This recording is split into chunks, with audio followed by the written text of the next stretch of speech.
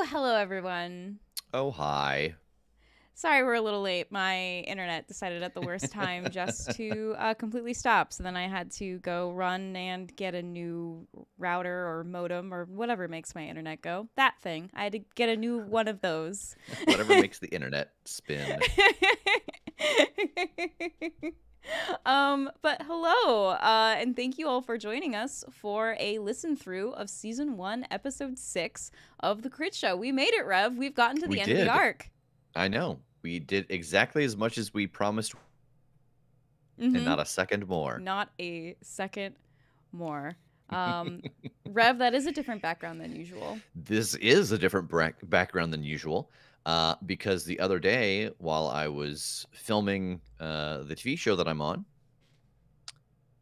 the background that I have collapsed, fell to the ground, took a bunch of my other art with it, tore up the wall. So I've decided to figure out a different method. So this is my temporary, but pretty close to probably what it will be. But that was quite a surprise. I've got some repairs on this wall to do, actually. Oh no. Yeah. It looks very nice though. Oh, good. Whatever you're doing right now looks quite nice. Maybe later I'll put it into a nice rainbow pattern. Oh yeah. Yeah, that'd be a nice way to celebrate our finishing up of the finishing it, yeah, of the Halifax Theater arc. Do we have anything to talk about before we get into the episode? Oh gosh, if you have questions for season 3, get those to us, please. Maybe not right this second, but like open it up, have it there waiting for you when we inevitably end earlier than we expected, because we need your questions to record that episode. So get those to us. The deadline's like July 2nd, but just do it tonight. That's way easier. Then you don't have to worry about it anymore. We don't have to worry about it anymore. It's just out of the way. We want your questions. I'm so nosy. Yeah. I need to know what you all are asking. It's true.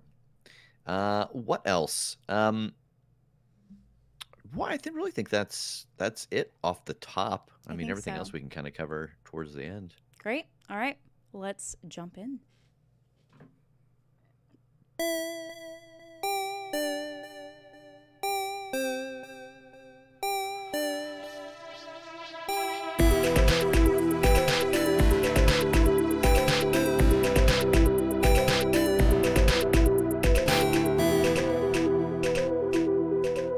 Hey everybody, welcome to the Critshow. This is Rev, and before we get started this week, we want to take a moment to thank all of you who have joined us thus far. The Critshow has been out for a week today, and the responses we have been getting from people have been really wonderful. There are a couple people in particular that we'd like to thank, really avid supporters of the show since we launched. So those people are Outrageous, OUT_RACHEOUS on Instagram, as well as It's Booba Fett, ITSBOOBAFETT, and again, those are both on Instagram, and JGames_Z, and he's on Twitch. So thank you to them. If you get a chance, check them out. They are cosplayers and gamers and streamers in their own right. Thank you to everyone who has taken the time to rate and review us on iTunes. If you haven't had a chance to do that and you could find a moment to do so, we really would be very grateful. It really helps us to get seen and heard by people who might not normally stumble across us. Our best advertisement really is your word of mouth. Speaking of word of mouth, this Friday, June 8th, we will be part of the Southgate Media Podcast Marathon at Indie PopCon in Indianapolis. We're going to do a 30-minute show at 5 p.m. in room 109, so if you happen to be at Indie PopCon, stop by for the live show. They'll either kill it, leave in an ambulance, or, well, really, those are probably the only two options. There doesn't really seem to be a middle ground for these guys. And I think that is everything from me, so enjoy the episode. So yeah, I talked about this a bit before, I say there that, oh yeah, the show's been out for a week because we released the first 5 episodes, and then episode 6, which was the conclusion of the Halifax, came out what was technically our second week of being live. So yeah, it was wild listening to that, streaming with J Games now and having Rachel work with us on images and on social media now and then stuff. Yeah, I liked hearing their shout outs, especially now that, I know Joe a little more, and obviously Rachel and I work extremely closely every day. Yeah. We'll have to find a time for you to meet Joe while you're here. I would love that. He lives in Indy. Oh, nice. All right, let's get into the recap. Okay. You're ours in the field until we tell you otherwise. Welcome to the IPT. I'll go say goodbye to my mom and dad. I'll get you there, buddy. The other gem starts to fill with what you assume is your blood and become red. And standing before you is not TJ anymore. You see this red-haired man. All right. Would you mind going back, not to the theater, but around the theater? Yeah, I want to go over to the car and try and figure out how it could possibly be doing this. Tass, you see Jake starting to stumble backwards into traffic. I want to stop him from stumbling into traffic in How? some way. Tackle him out of the way. I feel like just based on our orientation in three-dimensional space, you're going to tackle me into traffic. Like you guys are standing next to each other. Yeah, he and falls he's falling backwards. Oh, grab him. I want to grab him. Okay. Roll help out. Or protect someone, rather. Yeah. Oh, no. Okay, well, nope. That's a 6. So Jake starts to stumble back, and Tass, you see him, and you like, oh God, I gotta get him. And you reach backwards, and you pull him. But Jake, like we've said before, he is like two of you in a trench coat, and you just don't have the strength to pull him in. And instead of pulling him towards you, you use him as a focal point to push yourself out into traffic, and you get hit by a car. TJ, you hear this happening, you turn around. It looks exactly like the car that hit you last night. Oh, my God. And as he drives by, he throws a half-drank slushie out, and it hits Jake in the chest and gets his armor all dirty. And he yells, O'Doyle rules. Task, you take 2 points of damage. Well, at least I get to take that down by 1 because I'm wearing armor. I'm furious about this. Like, I am mad. This is the second time this has happened. I'm furious. I am furious. I am Seriously. I mean, mad. I got hit by a car. My friends got hit by a car. Yeah. This town sucks. It's true. It's true. Oh, God. Hey, jerk, come back here and fight me, jerk. You know, I'm just like giving him the shaking the fist at the guy. Boy, can I try and stop him from doing that? Sure. Can I try and stop him from inciting violence Yeah, against himself? what do you want to do? How are you going to stop him? Grab him, grab that wrist and try and put a hand over his mouth and be like, no. Try and turn him away from the situation. All right. Act under pressure. That's an 11. Excellent. So yes, he starts to shout at the car, and you grab him by the wrist, and you kind of pirouette him back to the car that he is looking at, and you bend him over and point to the alternator, and he gets back to work. It's almost like a marionette. Like it's just so seamless that he doesn't even realize he was upset. He's like, yes, this alternator is not alternating. And I want to get him back to work and then peek over and see if that car's stopped or is still going or. No, it's gone. I shake my fist at them. I say, hey, get back here and fight me. Can someone... So the reason that and I think we may have told this story once before, but the reason that I had Jake roll to stop TJ from yelling after that car is because we have been in a real life situation where a car was kind of aggressive with TJ, and he yelled at them, and the person in the car stopped their car and got out and started to pursue him on foot.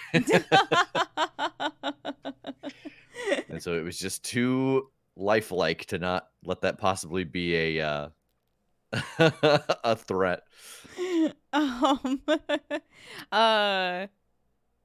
Oh boy. Chat saying OMG what? Oh my gosh. Lol OMG Tej. That is my worst nightmare. Yeah.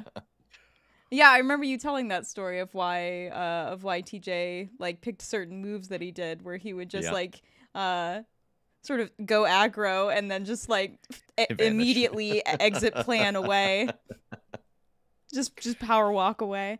So this is the second appearance of this car. Of this mystery car. This mystery car. So when the characters were falling into traffic, at one point were you like, he gets hit by a car? Oh, it's the same car. Was that just what? Were you just sort of goofing on the boys, or? Yeah, that initially was all just a riff. And it's the same car. And in fact, and they throw a half-drink slushie out of the car window and yell "O'Doyle rules." You can kind of hear it that it's just kind of, I'm just making it up in that moment. But then, well, yeah, and then. Yeah, and then ... Dot, dot, dot.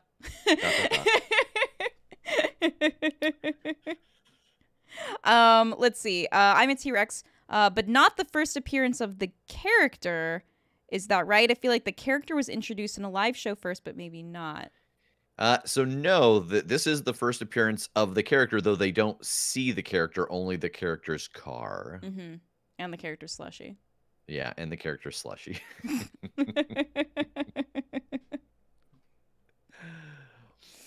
Can someone help me off the ground? Oh, yes, of course.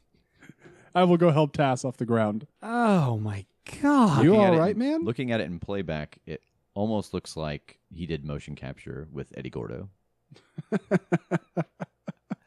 Oh, my God.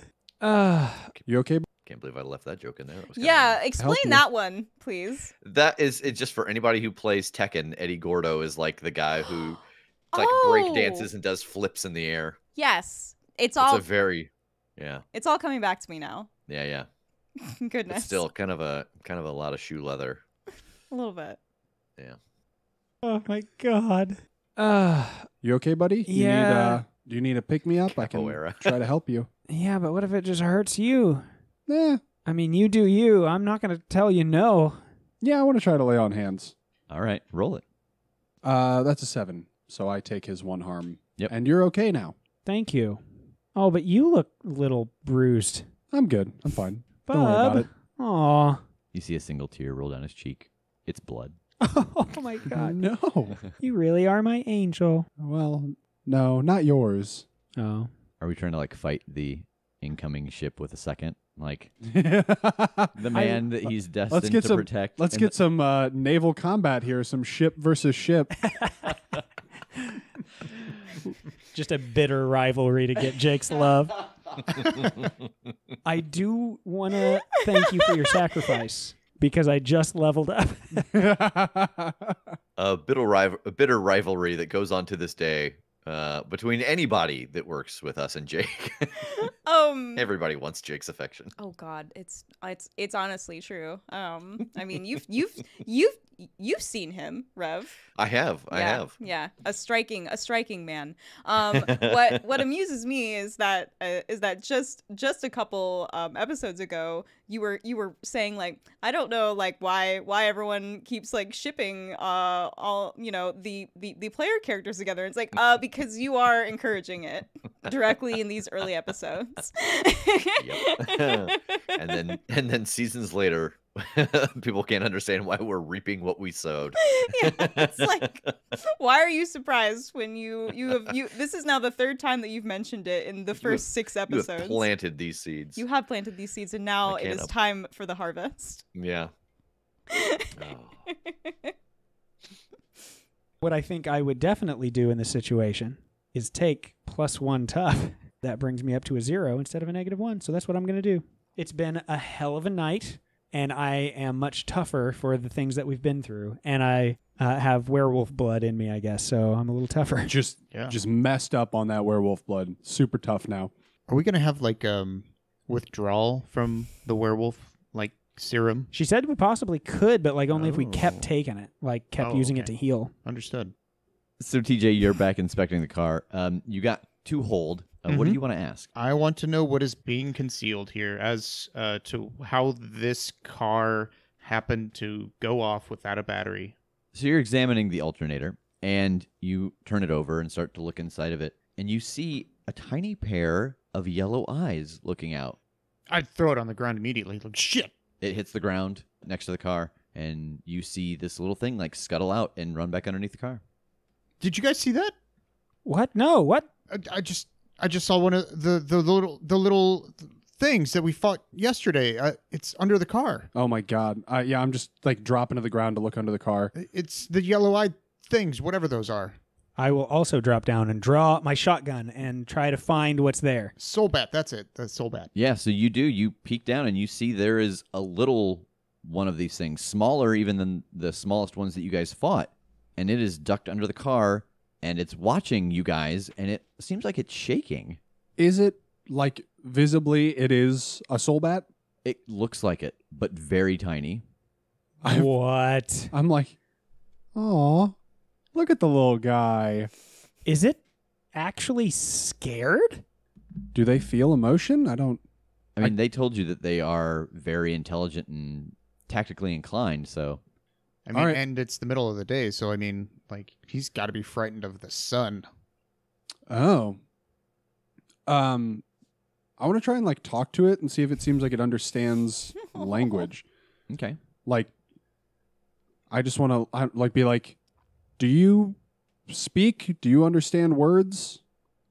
This begins a trend that will carry through to the end of the show. I was gonna say this is actually the second time that we've seen the boys try to befriend a monster, because it happens very, very early in the Halifax theater arc, when we get the first appearance of the Soul Bat, and Tass is like, "Hey, buddy, it's okay, don't worry about it."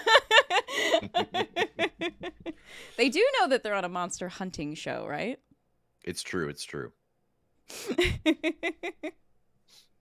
It continues to look at you a little dodgily. Why am I hesitating to murder this thing right now? Like I'm literally asking that aloud. Why am I not just killing this thing outright? No, I feel that, man. Like, I almost feel bad for it. Behind you, we see an enormous one slowly. No, like, it's so little. Like, we don't really know much about this. Does it? If I were to touch it, would it expand, or is this gonna all that latch there onto is? you? Yeah, I don't know. Is there any kind of like box, like a cardboard box or anything like that in this car still that we could put it in? I mean, my trunk is built to hold monsters. Yeah, but this car ain't going anywhere is the problem. Well, I mean, we could at least hold it here for the moment. We got to catch it first. Yeah, like I was going to try and coax it into a box and like take it back to IPT or something. Okay, yeah. That way they can do some cruel experiments on it to find out more about it. You said cool? Cool. Yeah, I said cool. Cool. In the corner of the screen pops up the IPT logo and a guy with giving a thumbs up. IPT, we're not really harming them. They're monsters. Yeah, so would there be, can I look? Where's that shirt? Seriously, I should be taking notes while we listen to these to find That's like true. like Merch ideas. merch ideas. Yeah, that'd be good. Okay. Yeah, so would there be, can I look for like a box or some kind of container I could put them in? Yeah, I'm sure that in Tass's car somewhere there's a shoe box or an old drive-through bag, something that could be closed to conceal darkness. like a Big Mac clamshell or something to put this thing in. Yeah, absolutely. Okay, I want to grab that and I want to put it under the car and like open it and kind of like gesture to the thing and into the thing and just see if it happens to come. Roll manipulate someone. I can tell you that the Reddit nerds will go out of their minds at that, by the way, because we are not supposed to be able to manipulate monsters. It's true. It's almost like this Isn't a is a monster. monster. Oh my gosh. His machinations. I got a 10. Nice. Yeah. So this thing kind of creeps a little closer. How are you holding the clamshell? Not like a ring box. Like sort of I have opened it and I wish I had one so I could just show you. I'm kind of like holding it from the back. Okay. So the lid is sort of hanging open over my head and I am supporting the base of the box. Okay. But like so then you're like holding yourself up with your other hand since it's under the car. I'm kind of leaning on the elbow that I've got the box in. Okay. Yeah, so this thing wanders over to you and it kind of looks inside of the box and it pulls a piece of lettuce out, sits down and starts eating it. And it's got like this little tiny black hole mouth. It's like, nyam, nyam, nyam, nyam. Oh, does it noticeably change when it eats something? It doesn't. It's a hungry little guy. I guess. I didn't know that they just ate food. Yeah, I thought they like ate It's almost like, emotions or something. yeah, it's like they're like us, you know? I guess I was wrong this whole time about these little buggers. I don't know why, but for me, that was like the first like super cute monster moment. Like the idea of this little soul bat sitting underneath like an engine block, just with a big piece of shredded lettuce. Just It's so cute. yeah. I want fan art of this little baby soul bat in the Big Mac. Just eating. Just eating going a to town on big a old little shoeless little lettuce. thing of lettuce. Adorable. You're retiring from Monster Hunt. I was wrong. I'm going to get down to it as well and like put guns away and stuff and try not to seem intimidating because I'm clearly incredibly. Well, yes. And just kind of get down and be like, can you talk? It makes some chirping noises. Can you understand me? If you can, make this motion, and I nod. It holds its hand out. I don't understand. I don't understand you. What is that? What do you want me to do? It closes and opens its hand, if you've ever seen like a baby reaching for something. This seems like a trap. I am gonna do it. I will hold out a little finger towards this thing's tiny grabby hand. Okay. And as I do, I'm like, just be prepared for whatever's about to happen. Okay, I don't endorse this. It's fine. It's daylight. Just pull me out into the sun. Ah, that's fair. Okay. It reaches out to your extended finger and it touches it. And you get this feeling of confusion and not loss, but lost. Like you actually have a memory of when you were a kid and you were at the mall with your parents and you turned around and started to do something and then turned back around and they were gone. And it was the first time you ever thought, oh, I'm all alone in this world. I'll never see anyone that I love ever again.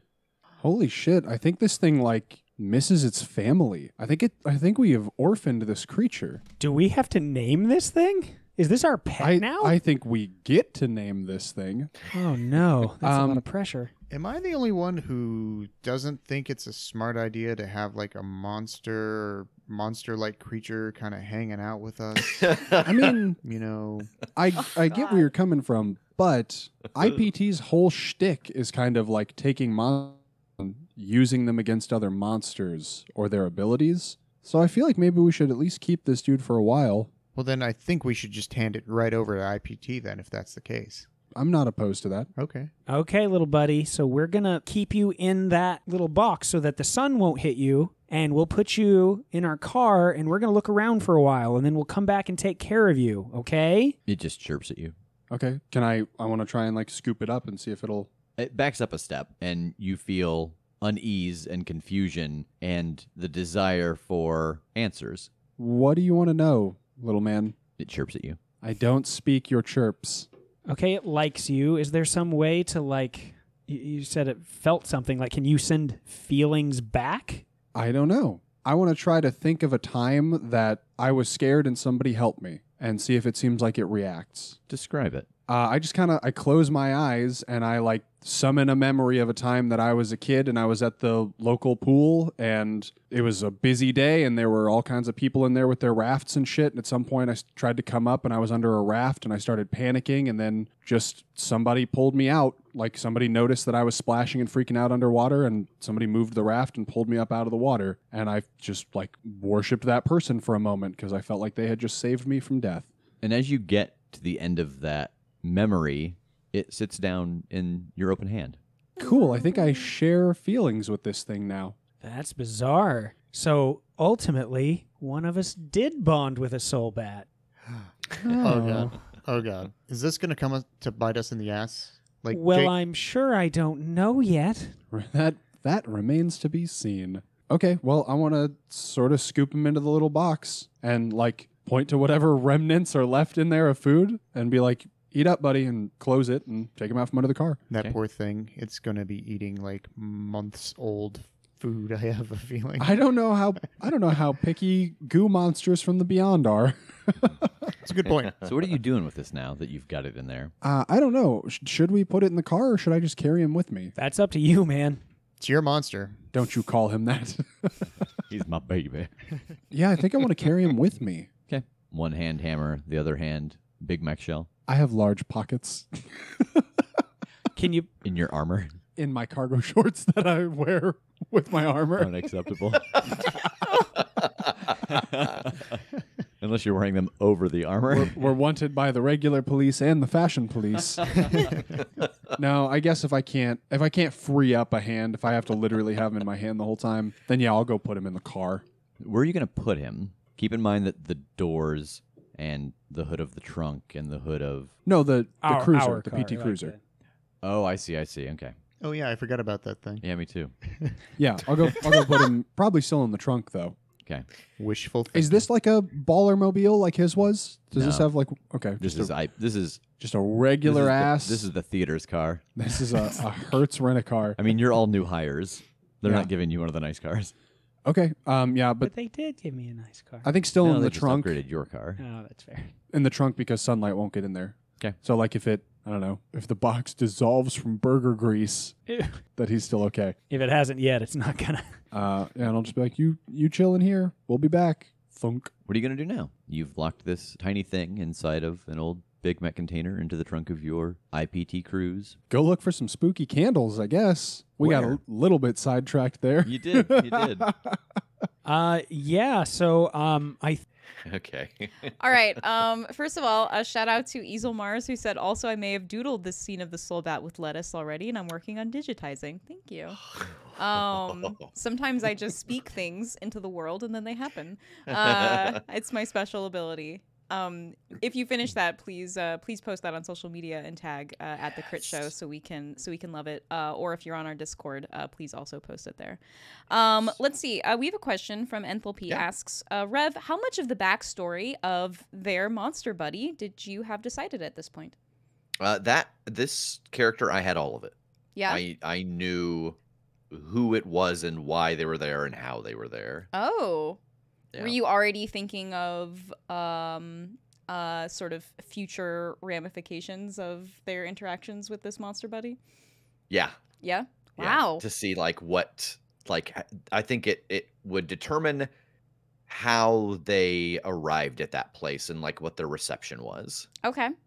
Yeah. Nice.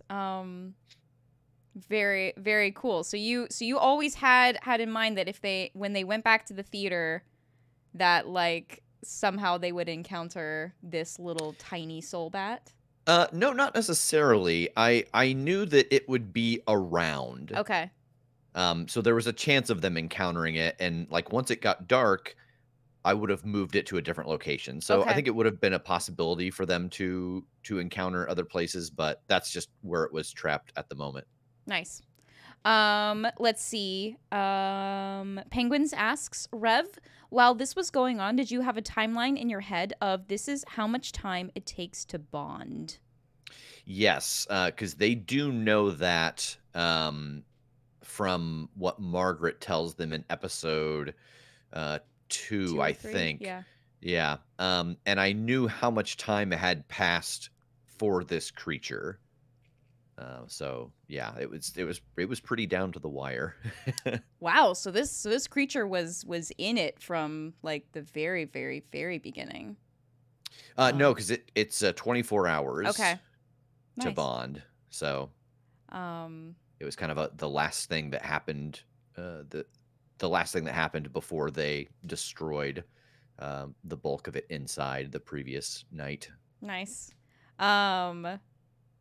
Oh, good. Easelmar says, will do, and I'll probably have a lot of fan art for y'all in the coming weeks. That's like my favorite sentence ever. Yeah, we love fan art so much. As someone who doesn't know because how to none of us draw. can draw. Yeah, yeah. I would love nothing more than to draw scenes from the Critshow or Perilous Tides, and I have zero ability to do so. So thank you. All right. Let's keep going. Okay. Oh wait, no, hold on. Yeah, Also, since you guys had played with these guys before, since you had played with the guys before, were you surprised by them befriending said monster buddy? we had never played a game like this where it was really part of the narrative option to win over enemies for a longer period of time, Yeah, because you had mostly played mostly- kind of like Pathfinder and Earth Dawn and stuff like that, which is more kind of like combat. You fight the monsters. Yeah, and especially in Earth Dawn, the things that they were fighting in Earth Dawn are called the horrors, and they tainted the magic of the world. They are simply there to feed on the pain and suffering of people. So there's no like really redeeming them. So yeah, this was a new experience having things that it instantly changed my mind of like, oh, okay, this isn't going to be as black and white as I think when they encounter things. Mm-hmm. And that's one of my favorite things about about the boys and about the crew is that they do see the shades of gray when it comes to their interactions with the monsters, and they're always looking for a way to redeem the characters and the enemies that they meet. Lore Merchant says that's just anti-horror propaganda. All right, now let's keep going. Okay. I want to go back up onto the roof and use the scope on my sniper rifle and try to like scan some of the roofs, like based on what I saw, where the candle layout was, and try to, use that based on like, okay, this one is here. It would be, south, or, that the kind of direction it would face to spread out from that central point. Okay. And are you all going up to the roof with him? Yes. Uh-huh. So as you guys start to climb up the ladder, you hear, "Hey, what are you doing up there?" I'm going to look and see who's saying it. There's an older woman is peeking out of the door of the theater on this side. What are you doing? What are you doing? Well, I was trying to clean up what was left. What are you doing? I'll call the cops. Oh, no. I'm sorry. Why do you got a giant gun? Oh, it's for the scope. I'm so sorry. I'm with IPT. We were gonna buy this, but now we're kind of here to go up and check things out and see if it's even close to salvageable. What's your name? My name's Tass. Okay. Yeah, I mean, you can call him in. I've got my ID. Like, Okay. yeah, we're checking the place. That's nothing against you. I just got to check and make sure. Yeah. I'm sorry. I didn't mean to scare you. But That's I know okay. the gun. It's weird with the gun, but I don't have anything good to kind of zoom in and it's just a whole You know, I thing. think people are going to get the wrong idea if they see you on a roof with a sniper rifle. Why don't you just detach the scope from the rifle? That's a Taz? good call. I could do that. Yeah, this whole thing's doesn't- weird. I'm so He sorry. gets so lost in his thoughts sometimes. He doesn't I think. understand. No, yeah, I just thought, hey, this has a scope, and I grabbed the Oh, rig. yeah. It's weird. Well, that's good. I get distracted easy. I'm so Okay. sorry. What's your name? Bridget. No, nice to meet you. I didn't mean to startle. Are you with the people that own this? I work. I'm the custodian of the Halifax. Oh, gotcha. Nice to meet you. Nice to meet you. This is a shame, isn't it? Oh, it is. It's a beautiful old building. Yeah. Hopefully something salvageable. There are lots of good stone, it looks like. The whole thing's kind of up. It's a good frame. Yeah. If you need anything, let me, That's what come they up. say about me. Good frame. Oh, good. She kind of drops a wink. Yeah, if you need, yell for us. If you need anything. No. Just like that. Yeah, that's good. It's a funny joke. It's a good gag you got. Very slowly and seductively closes the door. Not where you thought that was going to go. I'm going to go put my rifle back in the car and just keep the scope, I guess. Okay. And then go up on the roof. Okay. And I want to look. Very slowly and seductively. Yeah, goodness.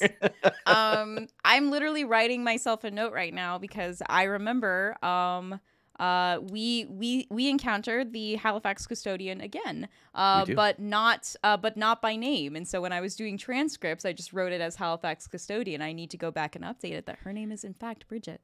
Yeah, we actually encounter her 2 more times. We do, yeah. Yeah. Okay. And I want to look for that kind of directionally what I think would be. And is there anything in particular you're looking for? If there are any rooftops, that's what I want to try to find first. Okay. Like if there are any rooftops more or less on the same plane that I think I could spot a candle on it, or at least a place where there might be one. Roll investigate a mystery. Okay. Oh my God. I just can't. That's a 6. Oh no. Not our night. I just Yeah, can't. you are not able to find anything. I'm not seeing anything, boys. What about, I just had this thought, what about that place that we really got badly injured? What if we looked there? I mean, I don't know why that invisible person would still be there, but... That's a good thought. That's a very good thought, TJ. Oh, thanks. Does that, just thinking about, geographically, does this seem like... Does the direction of that building, track with the position of the candles? I want to go over to the edge of the building and sort of look out, try and gaze that direction, see if I can't see anything in the direction that we were going when we got hurt on that building. Yeah, as you look out in that direction, you're now at the back of the theater because you guys ran essentially around and away. And you kind of glance down, and as you do, you get a fairly clear image in your head of being blasted off the roof and falling towards the ground, and you think that it's actually about the right height. This is about how high you fell from, and you can see a couple of blocks over that there's a few buildings And so a couple of them do line up with this building. Okay. Then I want to let them know that. It's, as far as I can tell, that one and maybe that one seem to be like about our height and about the right position, so we could go check some of those. Okay. Yeah. I mean, it's better than nothing, I guess. Yeah, absolutely. Or just walking around and looking for candles on the streets or something. How far away was the building that we got our asses kicked on? It was a jog. There was some space between you and it. Because I could do that one by myself right now. I can go anywhere that I've been. I can go right back to that rooftop and look around on that one and see if there's candles. I can't imagine our invisible attacker is still there. Well, I mean, you can do that. I would say if you're gonna, the slightest sign of trouble, you can come straight back, right? I can, yeah. Okay. All right, man. But just a heads up that I don't feel like we're in a rush at the moment. But if you wanted to have us there with you... Well, I mean, we've already spooked one old lady climbing up a ladder with a gun, so I feel like the less we have to Scooby-Doo around the city, the better. Okay. All right. Yeah. Good luck. Okay, I'll teleport to the rooftop and look around for candles. Where on the roof do you want to appear? You have been on the lip, and you've also been in the stairwell just inside of the building. The stairwell was like between the top floor of apartments and the roof itself, right? Correct. So, there wouldn't be any reason for anybody to be there. Yeah, unless someone's going out or coming back from the roof. I'll do that then, because I imagine if I land on the lip of the roof, I'd be visible to traffic and people on the sidewalk and shit. And They'd think you were jumping. yeah, and I'm trying to keep a low profile. All right, so you teleport there, and there are a couple of people here with you, and they're very startled to see you. And one of them raises a hammer, and the other one, holds a screwdriver at you. Like, oh, God, where'd you come from? I think I have a similar reaction. I'm like, oh God, oh my, what's going on? We're cool. I'm cool. Who are you? My name's Jake. Who are you? What building you live in? I don't live in one around here. What the hell are you doing in here then? I'm here. I was sent here to investigate the explosion or whatever destroyed this door. You got some ID? I do, but not like that's going to mean anything to you. I'll show my driver's license. So you show them your driver's license. Yeah, just to verify that my name's Jake, I guess. Indiana resident, baby. What up? It's got my birthday on it. Hey, that was one guy noticed. He said, "Hey, it's your birthday yesterday. Hey, happy birthday." Hey, thanks. Oh man, all that happened on your birthday. Oh yeah. It was a rough birthday. Look, I'm sorry. I didn't mean to scare you guys. I'm just I'm an independent contractor. I've been hired, so I don't have any official ID here. Who hired you? This weird task force thing. That I'm gonna be super honest with you. I was just offered the job, and I don't know a ton about them. You think the guy in the back is touching his cell phone real low? Oh, I'm gonna use soothe. On which one? The one who I think is touching his cell phone. And I'm just going to be like, hey, man, please, you got to believe me, all right? Everything's cool. I'm just here to look at what happened here, to try and figure out what happened here, hopefully figure out a way to better protect everybody, all right? I'm one of the good guys, I swear. I'm just trying to investigate this and see how I can make things better for you. And he kind of relaxes a little bit, and you can see that his phone kind of goes down to his side, and he was taking a low-profile selfie of you. And he has typed in his Snapchat, "Dude in armor, LO," and that's all he got.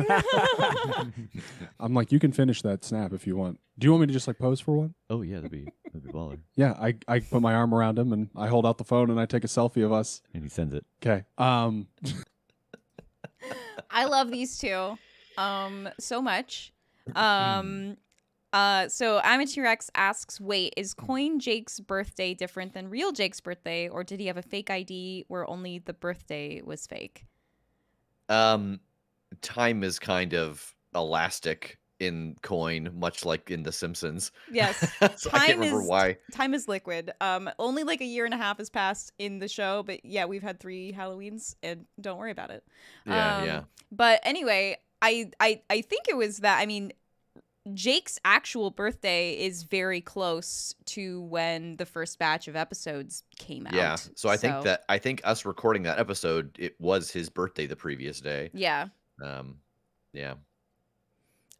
Did someone just say do a flip? They did, because Bender was in the crowd. They did. Do a flip. But yeah, I love these two characters so much. Yeah. So much. And it's great too. This is another, like, there's so much groundwork that gets laid in this episode for stuff that comes up way in the future, like Jake having a selfie on social media. Yeah. There's just a lot of stuff that comes up later. It's so good. Yeah. Did you have any idea that these two would be making reappearances, or were you just inventing NPCs for? Oh yeah. Yeah.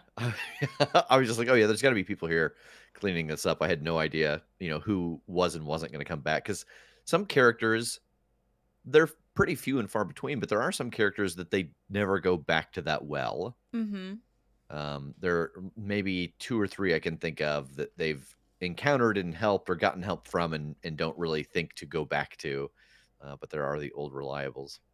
So good.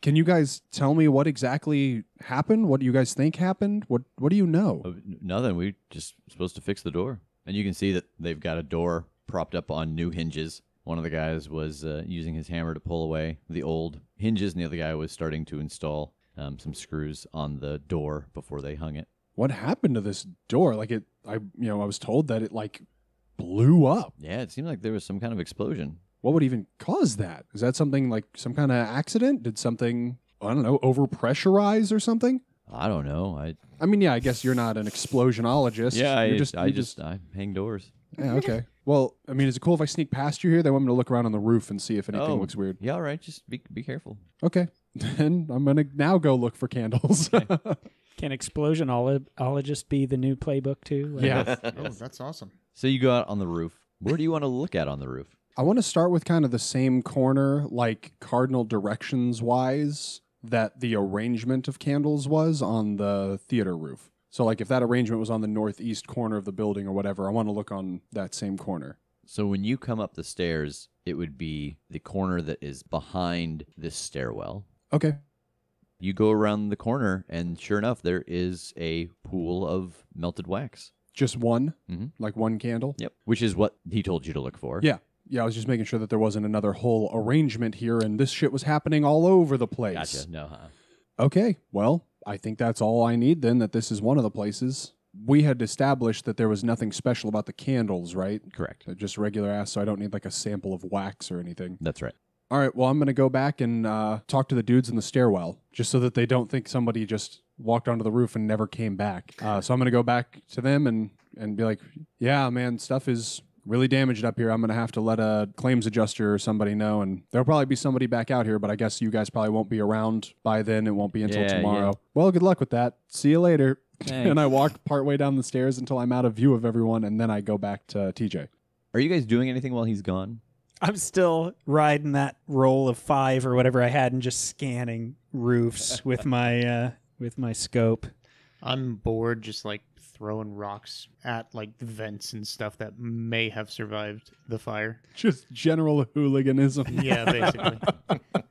So you're back? Okay. Well, Also a very TJ energy. Yeah. Just general hooliganism. General hooliganism. I don't know. I'm just hanging out, just throwing rocks. Just throwing rocks and stuff, man. Are you doing anything to help further the mystery? No. What are you rebelling against? What do you got? okay. Well, jeez. sorry. Would you quit doing that? You'll get used to this, I think, at some point. I don't know. Yeah, I'll be damned if there wasn't a candle on that roof behind the stairwell entrance. Okay. With that information, knowing where that building was to us, I want to figure out what that radius is based on the pattern of the candles, if that makes sense. So if this was in theory going to match where they are in the city, where that one was compared to where it would be straight out. I have an idea that will avoid a lot of this work, and I teleport back to that rooftop and bring up Google Maps on my phone and drop a pin and then teleport back and then hold it up to show them precisely how far away that pin was. 3.07 miles. Specific. All right. Okay. That's a big area. Interesting. 6.14 miles in diameter. Good math, TJ. I high-five him. All right, well, I want to basically trace that radius on the map and see which buildings it looks like it overlaps. So you have no problem. You are able to kind of open up the map and take a screenshot of it, measure, the length from one point to another, and go around and stand at each of the melted candle locations because Tass drew it down. He knows where they were. And it does. Each one of them ends on the back corner of a building. All right. Well, these are the ones where I don't remember what we were figuring this out for. Well, we just needed to know that they existed, right? Yeah, that they exist, that means that it's something bigger and that it's encompassing an area. Like that spell he showed us, for example, was something like containing, but what is that? It was a different pattern. So what does that mean for this? I don't know. Let's take it back to him and see if he's got an answer now. Absolutely. Something's going down in this place, and we need to figure out what. Back to the cruiser. Let's get little boy out of the trunk first, and then we'll cruise. Okay. I'm getting Critter in the Big Mac case out of the trunk and holding on to him. So you guys drive there. You get out, go inside the building, go down, knock on the door. Oh, man, I think that's missing. I swear that that one of our first, that's going to be the name of my next band, was there. Critter in the Big Mac case. Critter in the Big Mac case? That's a good one. That's a good band name. Josh says that the boys are so supportive of each other. Yeah, right. Good math, TJ. Good math, TJ. And I really like that. And I think that's one of the really nice things about the cast members on the Critshow playing themselves is that you kind of have those friendships and relationships with each other kind of already baked in. You don't need to meet in a tavern or anything. It's very clear that these three characters have just like very natural history and chemistry together. Enthalpy asks, how quickly did the four of you take to failed rolls in Powered by the Apocalypse? Tass talked about writing that 5 a minute ago. Pretty quickly. You know, we really liked and adapted really, really fast to the mixed success and the fail. It was probably a little later where I think right now a fail is still painted as them being bad at what they're doing as opposed to some extenuating circumstance making them fail. And that was something that we kind of learned later that a lot of Powered by the Apocalypse writers talk about. Yeah, it's a fail, but it's, if you can frame it as a fail because of some circumstance out of their control, that it's not just, oh, hey, you're bad at what you do. Yeah. Now, we do still keep some of those, you're bad at what you do, but only because it's funny. But it's never really you're actually bad at what you do, but just sometimes there's good callback moments for fails or things like that. But usually it's an extenuating circumstance that you can't control. Yeah. I like that. I like, that fails aren't necessarily because of character ineptitude. Yeah. They're still heroic badasses. It's just sometimes the deck is stacked against them. Let's see. Seamus says, that's one thing that took me a long time to get the hang of, the fact that you may fail, but the narrative can make it a fail forward instead. I think some of the most interesting things that happen in the Critshow are the result of fails. Oh, yeah. 100%. Absolutely. God, imagine how different things would be if the boys rolled more successes. Yeah. Oh, yeah. I mean, the story wouldn't be nearly as dynamic, and there wouldn't be as many different kind of friends and enemies and threads, and Mm-hmm. You get out, go inside the building, go down, knock on the door. He comes and answers the door.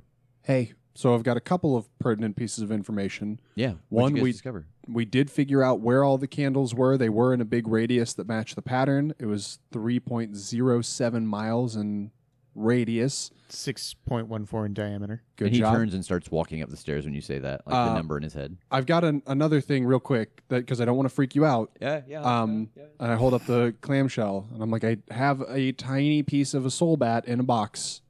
And you see that he stops at the top of the stairs and turns around. You what?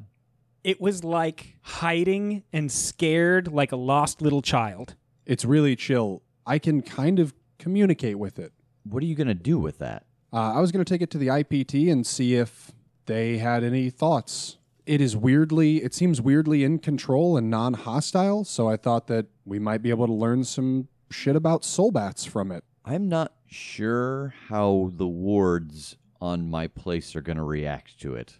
Just a heads up. Like if I bring it inside, it might get blasted into smithereens? Possible. I don't think I want to risk it. Leave it in the car again for now? I guess, yeah. I will walk it back out to the trunk, and as I do, I try to recall a memory of a time that I was frustrated with how long I had to wait for something, but then in the end, it was totally worth it. Are you touching it? The only time that you have effectively shared or been shared with is when you're making In contact. physical contact? Uh-huh.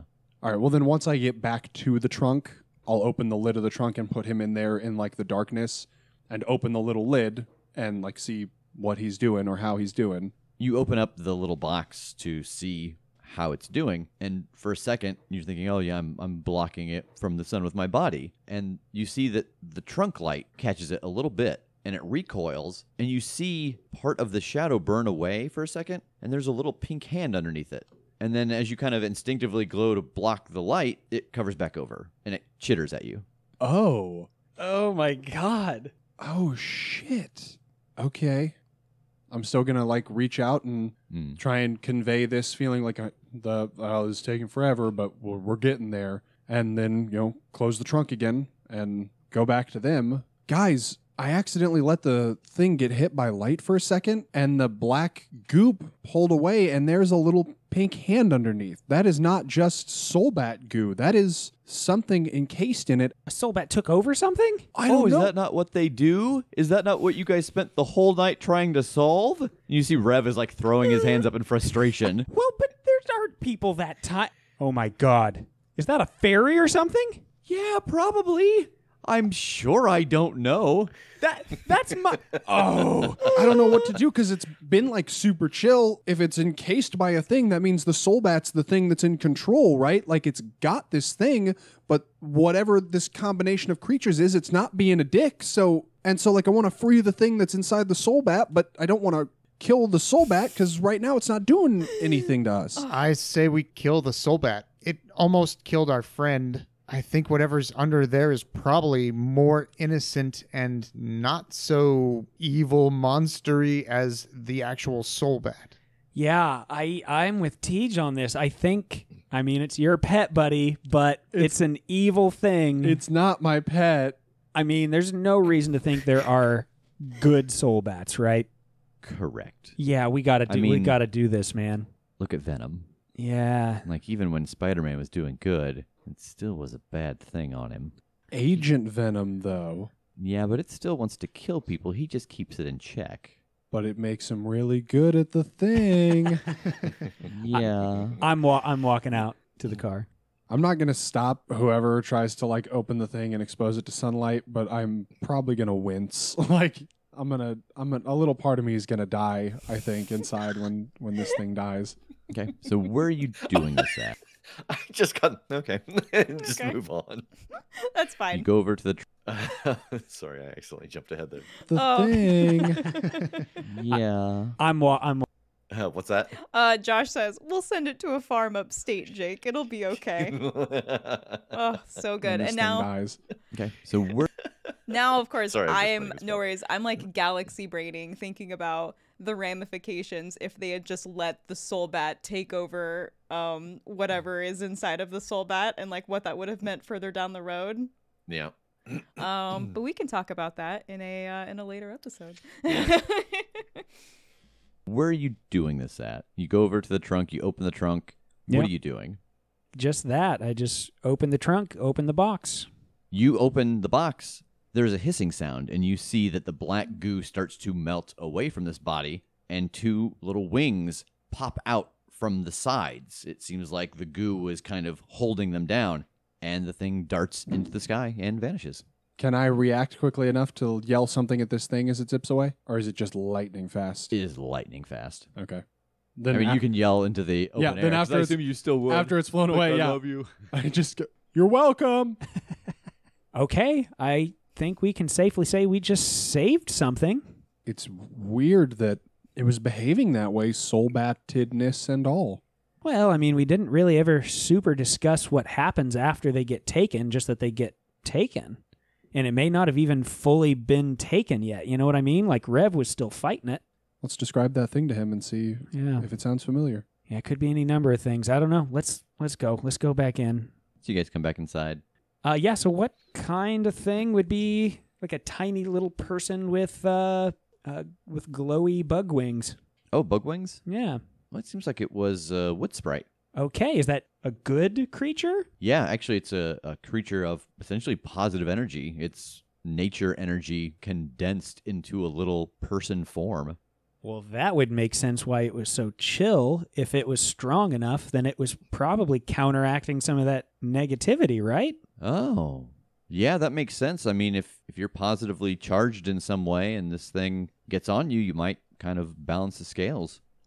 Okay, I feel good. I feel good about this. That's interesting. What? The circle that you guys laid out, there actually is a park inside of that 6.14 mile radius. Diameter. Diameter.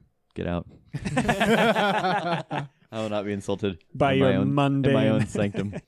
Well, I wonder if that's where that thing flew away to. It's possible. Well, maybe we go try and pay it a visit after a while. So what else do you guys want to know? So we'll pause there for a second. Josh is asking if that was a Windling reference. Yes, absolutely. I wanted to get a Earth Dawn reference in, but then I changed the name of it to be something more conducive to nature magic. Nice. Enthalpy asks, I assume things would have ended badly if they had tried to bring their pet in. Rev specifically has nature magic wards. Yeah, so I had already decided in my head what was going to happen if they tried to take it through the door, and it was essentially going to it's such a cute idea now, but it was basically going to split the two of them so that you had what was inside. You had the wood sprite, the wood sprite, and the soul bat, and they were just loose inside of Rev's place. Oh, and it was going to be like a constant thing that almost like a cat and mouse game that they would hide places, and it would be an ordeal to try to get them captured and removed, and that they would just be kind of tormenting Rev. I'm sure Rev would have loved that. Yeah. We would have gotten a lot more sarcastic Rev. Yeah, exactly. Easelmar says, damn, they could have had 2 pets instead of 1.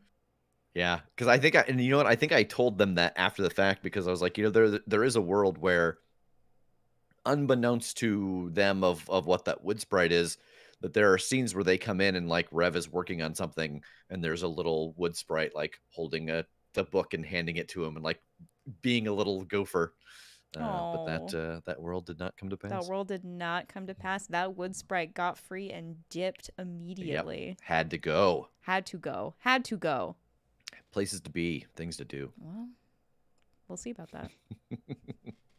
So what else do you guys want to know? I don't know what this means. There's just a lot of dots that are clearly there, but without a clear way to connect them, and that just bothers me. That soul bat was there, and somebody was draining a ley line and attacking us for even acknowledging that that was happening. That ain't good, and I want to figure it out, because if they're sicking soul bats at people just to cover their own tracks, that's not somebody I think I'm going to be friends with. Yeah, I'm going to have to do a little bit of research. Obviously, it somehow is connected to the idea of that layer magic. Like I said, I've never seen this pattern before. I'm going to reach out to some people and see if maybe I can find someone who has seen something like it. As you guys finish this conversation, all of your phones ring. I answer it. Answer it. I look at it and see who it is first. It says the boss. I didn't put this contact in my phone, but I answer it. Pack your bags, boys. We've got a mission for you. Where are we going? Well, I hope you like the sun. There's a problem in Hawaii. Yes! Vacation episode! So that wraps up that mystery, but this episode isn't over yet because you guys get some end of the adventure experience. Yay! Assuming... I hope you guys like the sun, because you're going there. Because you're going to the sun. Enthalpy says, being concerned about unconnected dots? That doesn't last very long. Oh, no. Oh, Shots no. So what was your... I assume if we keep this series going, we will talk more about Hawaii. But what was your reasoning for sending the boys on a trip for their second mystery? Because, and I've talked about this a little bit before. I liked the idea of, this is Monster of the Week. It is prefaced off the idea of a weekly show where there's a story arc and then, things get moved along.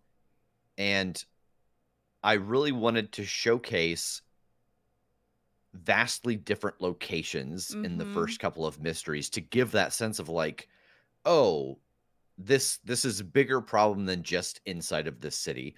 And plus it would give us an opportunity to show off like kind of different locations, in a descriptive way. And it also would keep them a little off balance, because as soon as they get used to, okay, so this is how the city works. Okay, now we're in this other place. Okay, we figured out how this place works. Oh, now we're in another place.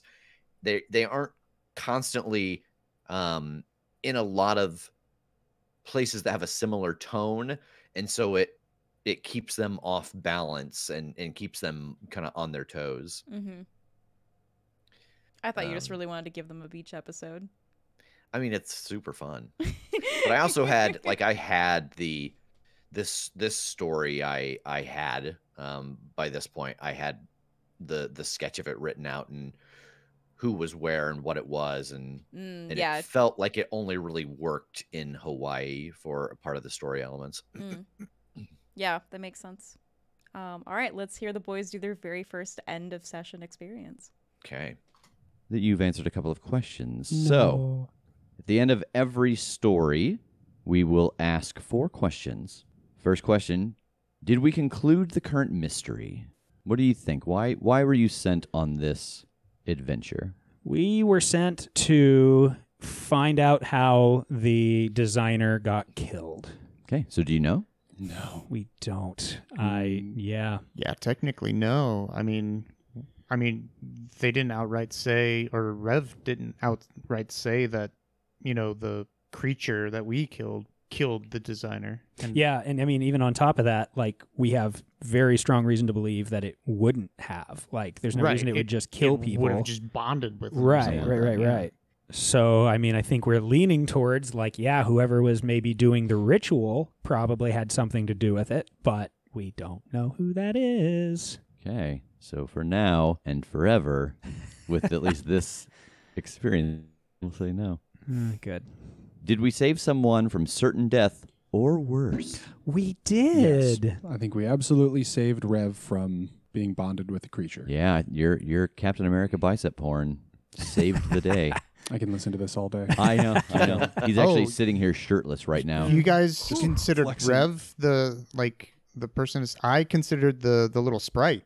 We also saved a sprite from certain being a high little stoner. Yeah. Read me sprite. that question again. Did we save someone from certain death or worse? Is a sprite a someone or is it a something? And certain death or worse, I mean, it seemed like Seemed pretty chill. They were living in pretty good balance. But I mean, you never know. The tow truck could have come and taken the shell of that car away, and it would have been exposed and died. Well, it wouldn't have died. And then it would have been free, like we did. Oh yeah. No, I think it's almost like you just made it suffer longer. Yeah, we did. I think that's why and you fed at McDonald's. Yeah, old McDonald's too. You're welcome, Sprite. All right, so we'll say for Rev, yes, absolutely, you guys did. So there's one tally mark. Check. Did we learn something new and important about the world? Yeah, the existence of ley lines and that they are monitored and that they can be tapped and that they can be drained. I think all that's all news to me. Mm-hmm. And just a lot of little things, just the scope of what monster hunting is for someone that I'm sure came in thinking, oh yeah, I'm going to join this organization and hunt vampires and werewolves. Well, what the hell's a soul bat? The scope of this is much larger than I think any of us thought. Yeah, and I think that just in the sense of us at a table, I think it's probably important for me before we go any further into other stories to point out that some of this stuff I'm making up, some of the things I'm going to use actual names for, but I'm not going to use the tried and true, if it's a werewolf, well, it's automatically going to be killed by X, Y, and Z. I think that for the purpose of our game and making it not necessarily as predictable for you guys or the listeners, that the mechanics of creatures will work differently. They'll still have, obviously, weaknesses, and there'll be some things that might be kind of canon, but it won't be just down-the-line check marks of, a ghost is affected by silver and salt. Which I think will be fun because by nature of us playing ourselves having watched Supernatural, we're going to think we know what does some things to some things, and we are going to be proven wrong. Point of interest like on that. that. I have never seen an episode of Supernatural. Have you watched Buffy? I have. Well, there we go. Okay. And just anything. I can't believe that wasn't on the check mark to apply to be on the show. Like, how did we miss that? Yeah, I don't know. Did you? I lied. Wait, let me see. Let me recheck his application here. The Wait, bureaucracy. it says here that it says that you have 7 seasons of Supernatural experience. Explain that. What does that mean? If says- not the TV show. It says you're an executive producer. I don't know how to answer that. Just Interesting. You're lucky then. I am not going to re-edit these 6 episodes with someone new, so you can stay. Thank you. But you have to be You have here to- all the earlier the next morning. I'm going to Scrooge you, I guess. All right. And lastly, did we learn something new and important about one of the hunters? Arguably? Go on. Does in-game Rev count? No. Oh, Rev is not a hunter.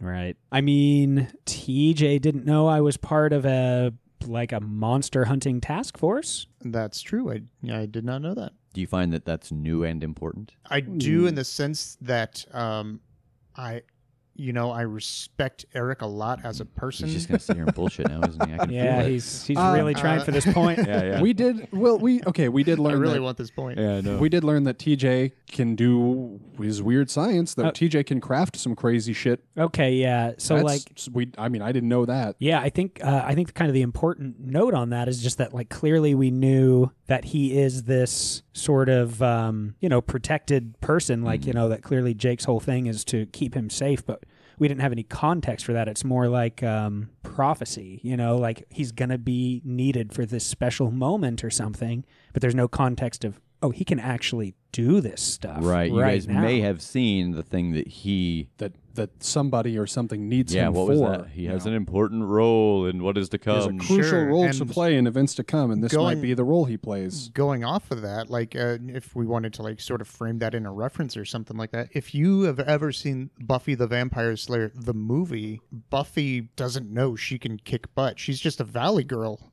Yeah. And then all of a sudden, she's like throwing wooden stakes at this dummy, and Donald Sutherland's like, "There you go, see." Right. Yeah, She's kind of like Jackie Chan in a lot of his movies. Like, oh, I'm accidentally doing all these kick-ass things. Yeah. Okay.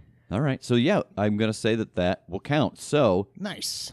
3 out of 4 is not bad. And in this case, 3 out of 4 gets you the same amount of experience. You guys get 2 experience each. Yay. Does anybody level up from that? No. I do not. I did.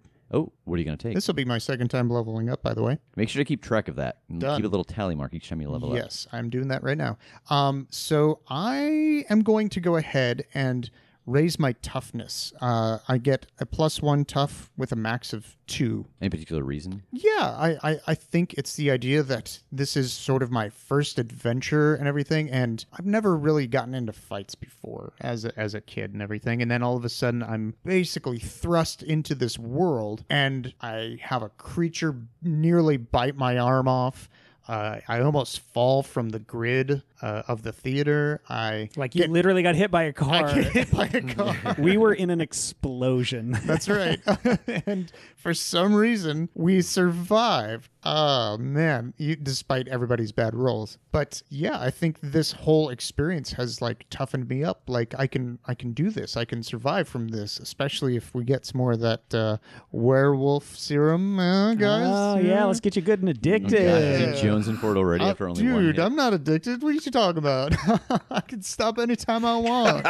One of the things I actually really like about this game is that I feel like with a lot of RPGs, you have the world, of course, that the GM builds and the path they want the characters to go down in the story, and inevitably things kind of go off the rails. But a lot of other games really have mechanics, I feel like, built in to get kind of the players back where you want them. And one of the things I really like about Monster of the Week is that it would feel very disingenuous to try to route you guys back to where I thought the story was going to go, because the game is so open-ended. Like the way that results can happen on failed rolls, the way that things can happen on mixed results. A lot of those I'm coming up with on the fly. I'm not thinking oh, TJ's going to decide to try to recharge this battery, and it's going to fail, so now I'm going to burn the theater down. I would say from kind of episode 2 on, the path that I thought this story was going to go down is not at all where it went. I thought, for example, that IPT was going to be a very minor part of this. I thought more so it would be you kind of checking in when you needed something, and now you all work for them. So with that in mind, like, I think it'll be interesting in the future to look back and see what you guys thought was going on, because obviously I know what's going on, and maybe the listeners have a different idea. So as your characters right now, what do you think is going on with just the whole thing that you have experienced so far with the candles and the ley lines and the soul bat and the invisible person? Are you asking for like a prediction sort of like what we think is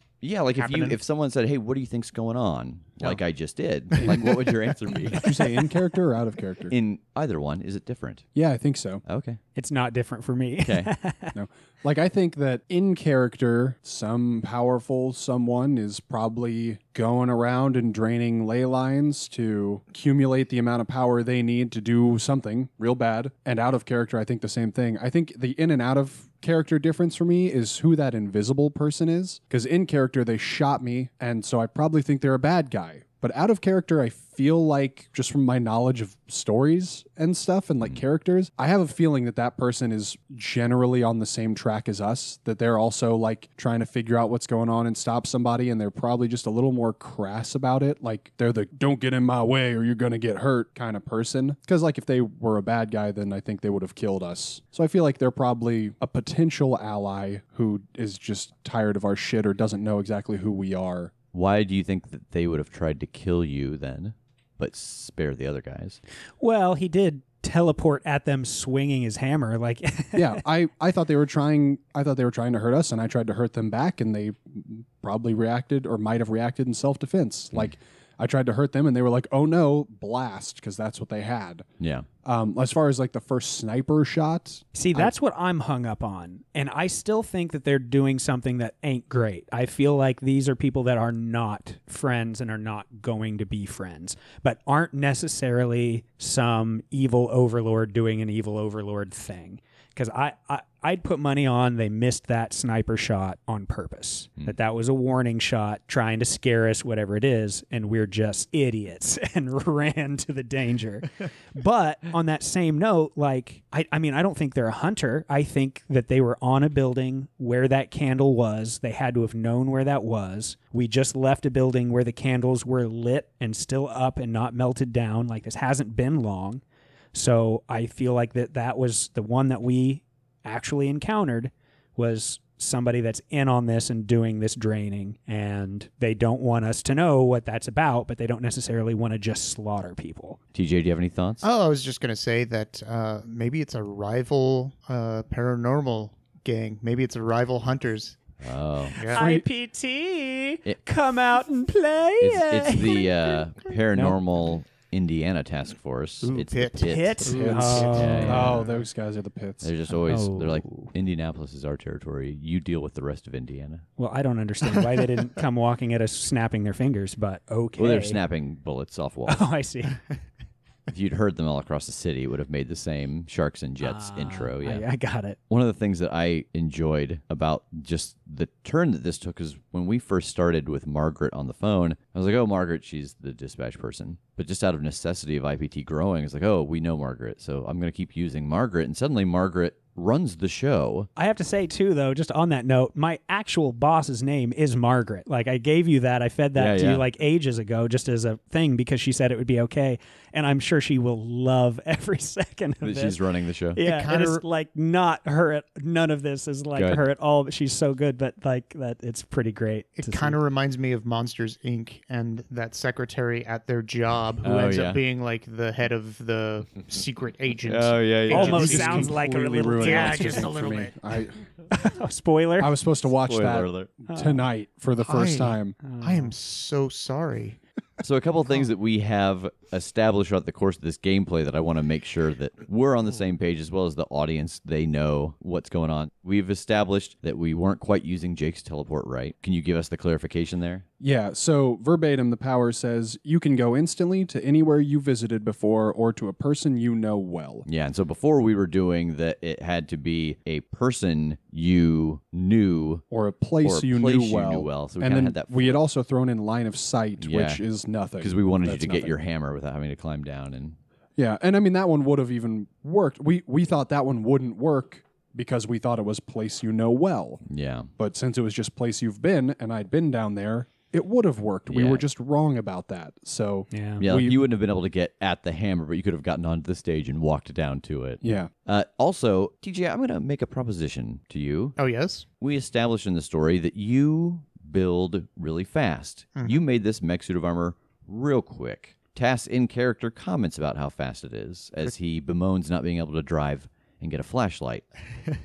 So I would like to make the offer that what are the lists of the kind of possible requirements for your weird science? So it starts off with it needs a rare and or weird material. Okay.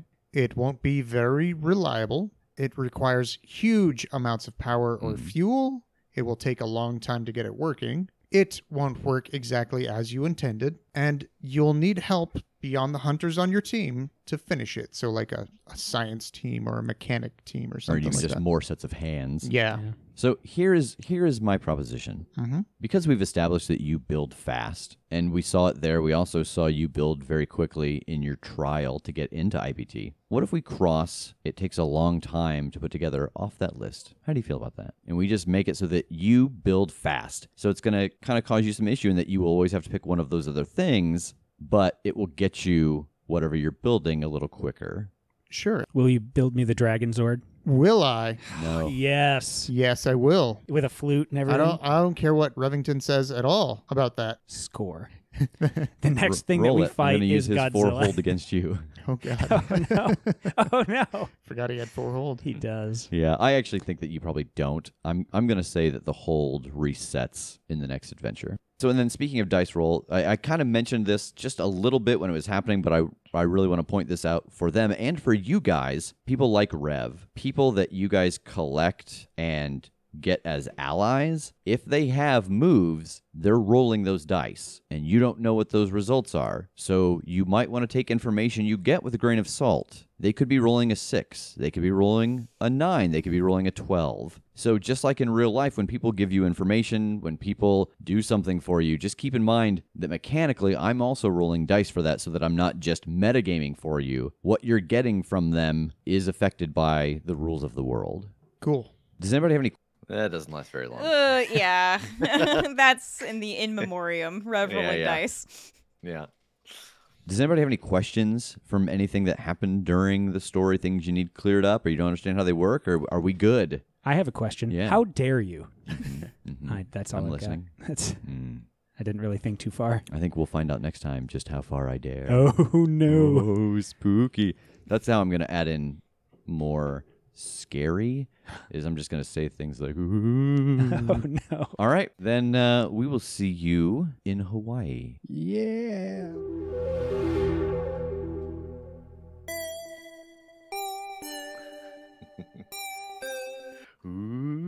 Ooh. Don't interrupt the theme song, Rev. Let Oh, it sorry, play. sorry.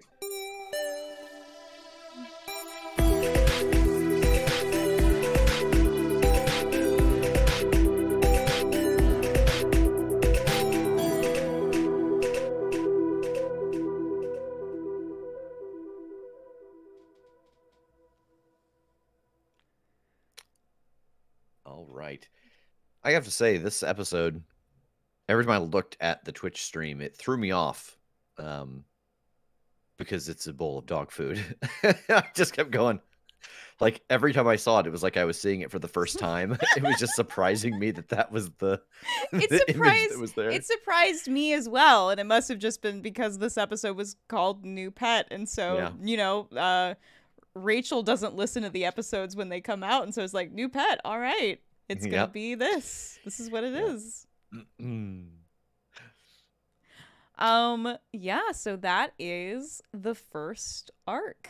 It's true. How does it feel to listen back to these, Rev? Good. I am, there's stuff that I would go back and fix, like I said, and moments that I would cut out or edit that I would clean up. But like, as a whole, I'm very happy with how they hold together. Yeah. Even 3 years later. Yeah. And I'm glad I feel that way because a whole lot of prep time went into making this. It was probably 6 months that I worked on learning to edit audio and testing records and all that stuff before we ever recorded something that we used. And that includes other games. You know, we recorded Pathfinder a couple of times. We recorded this. We recorded a game that Jake ran of Monster of the Week. So there was a lot of lead-in time for this. So I'm glad that it seems to show.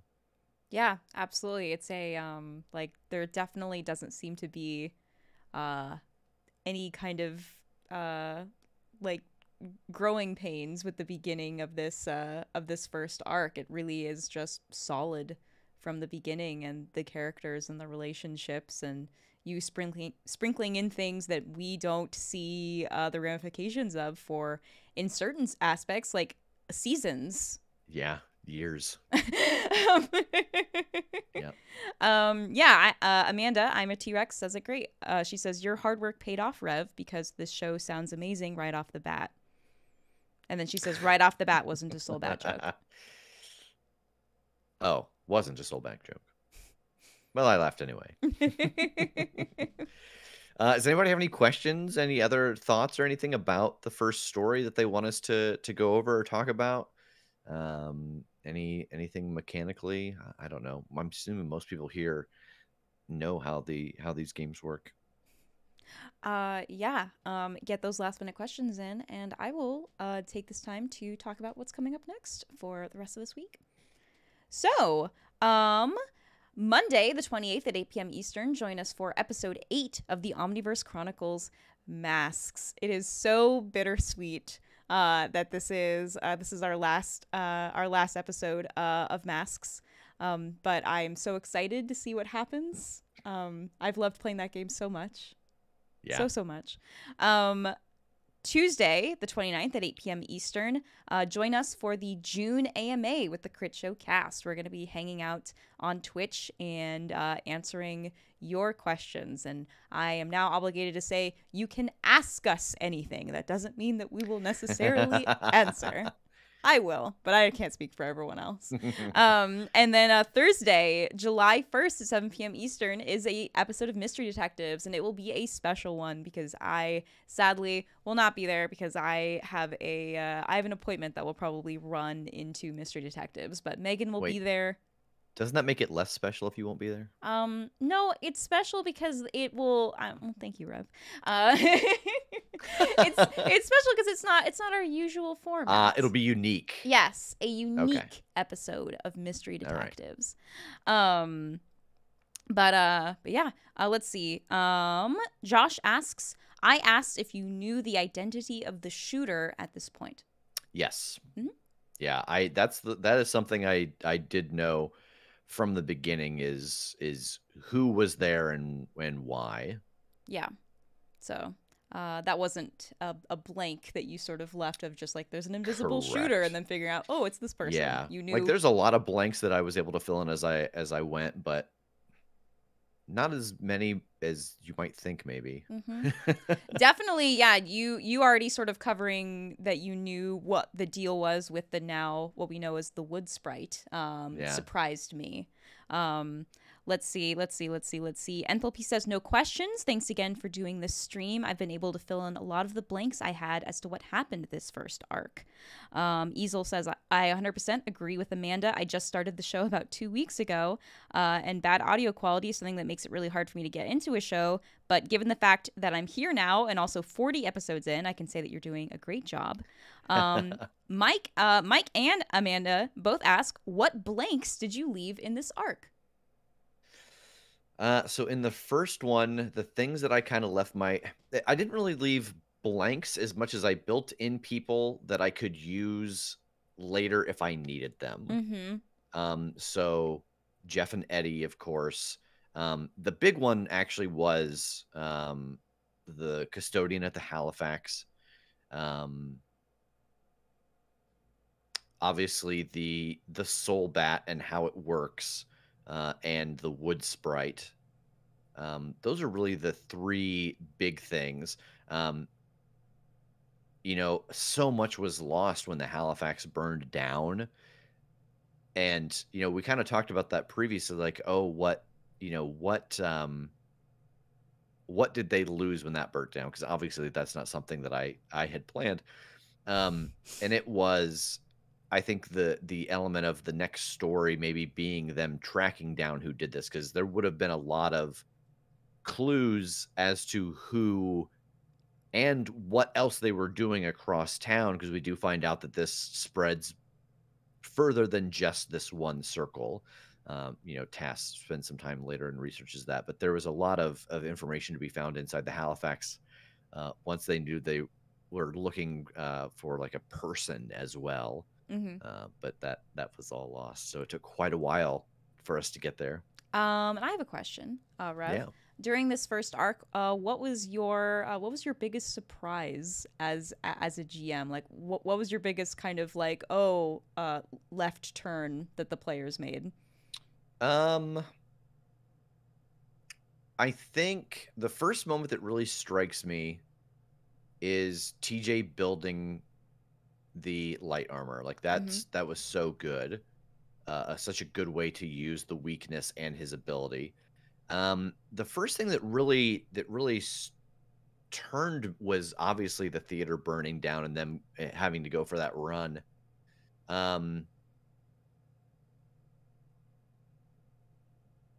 Yeah, those are really the big adjustment things that I had to make mid-story. Let's see. Penguins asks kind of a general GM question. Did you adjust your strategy for key clues after so many failed rolls and burning down all the clues? Yeah, so my thought is that if it's something important that they should know, or maybe needs to know in general, need to know in general, that okay, so you don't find it here, but later on there may be another opportunity to learn something similar to it, as long as it's connected to that person, place, or thing.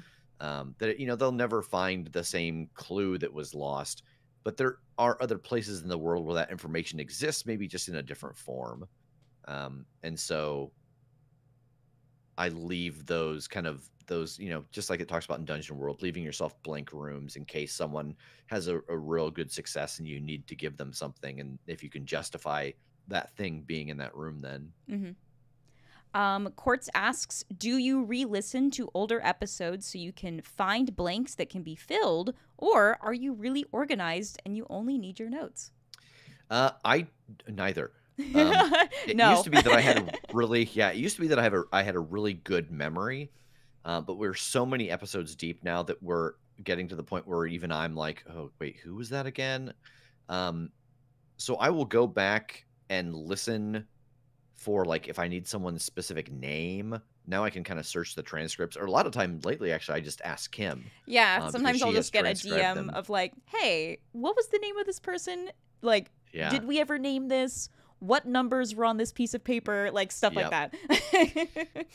So yeah, a lot of times it's really that. It is, I'm going back to make sure that what I think connects correctly. But I haven't yet gone back and listened and been like, that I'm looking to connect something. But there was a moment where I went back and listened to something and was like, oh, I forgot that was there. And I did connect that later. That's a happy accident. Look at that. Look at me. I love it when a plan comes together.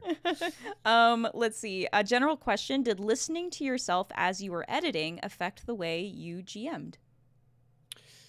Yeah.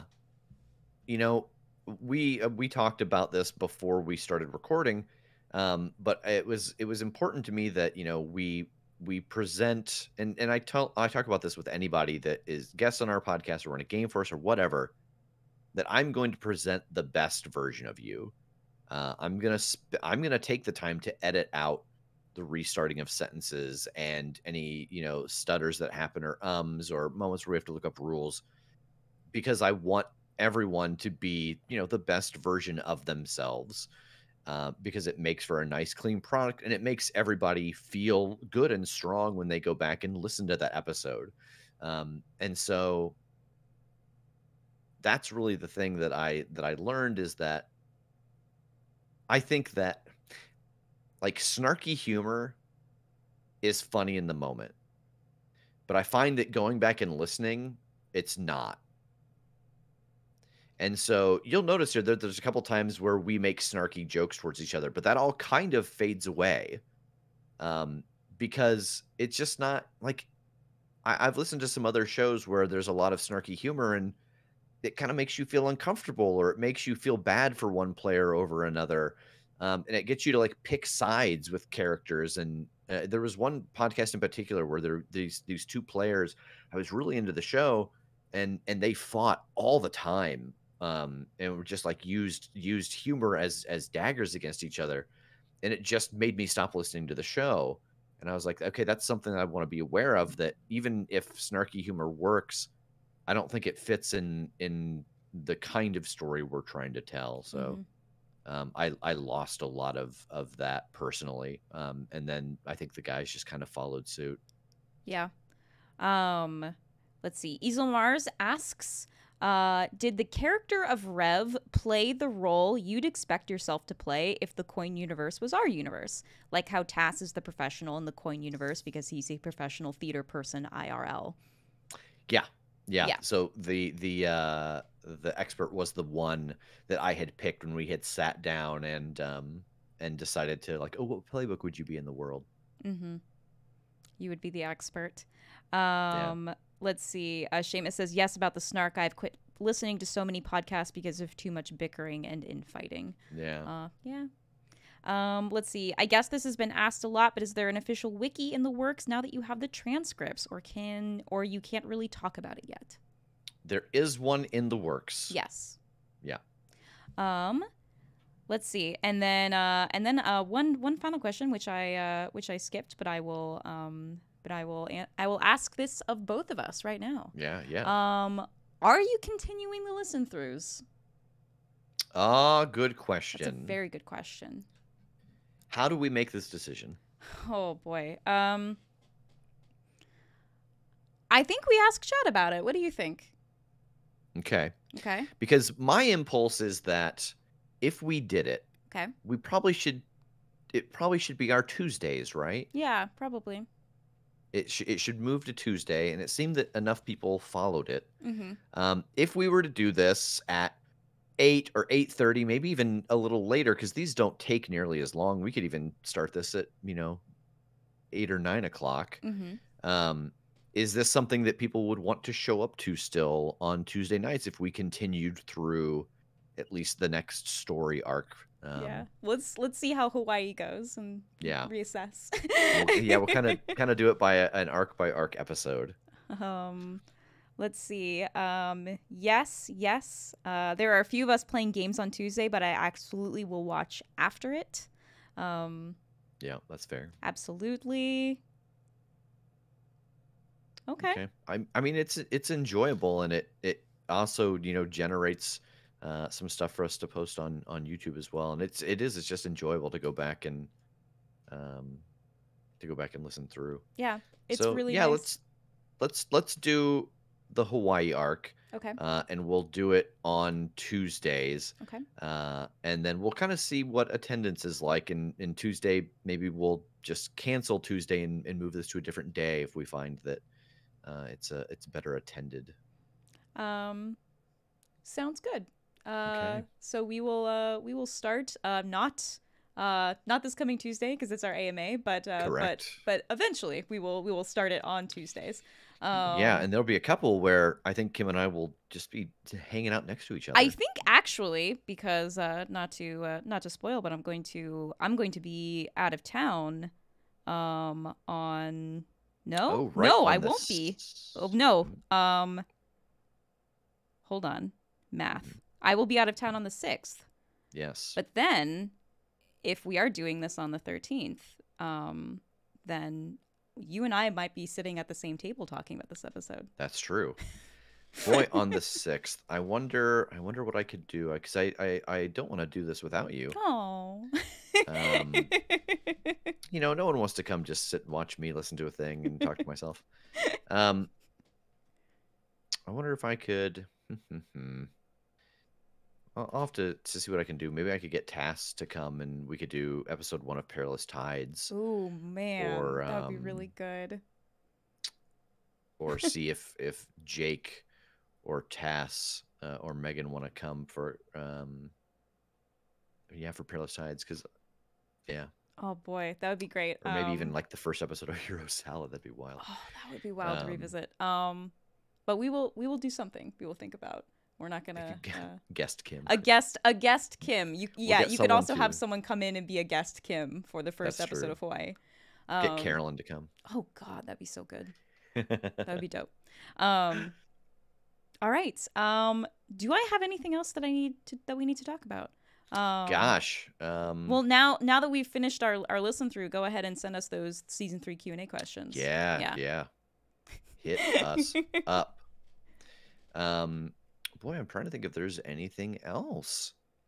Oh, you know what? The thing that we have that we do have on the calendar that we haven't talked about is that on Sunday the 4th, we're going to be doing a playthrough on stream. We're not sure the time yet. We're going to decide that tomorrow, actually.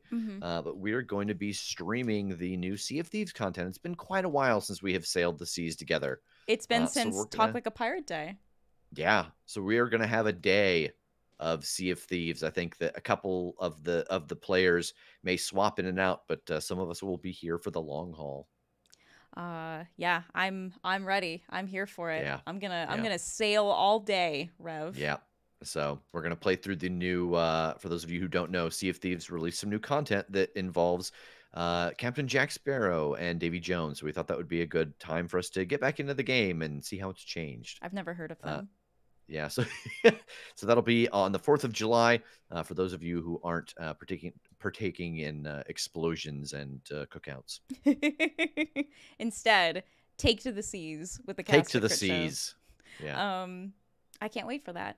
All right, everyone. Thank you so much for hanging out with us. When Rev and I first started just doing or just pitching the idea of listening to the first episode back on our birthday, we had no idea that this would turn into kind of like its own little mini series of us listening to these it's a lot backed of fun. episodes. And it's been really nice to listen through and to see where the beginning of so many plot threads start in these early episodes. Seamus says, thank you for the stream and thank you very much for these listen throughs. They've been absolutely awesome. Good. Thank you everyone. I hope that you all have a great night and a lovely weekend, and we will see you soon. Goodbye. Bye.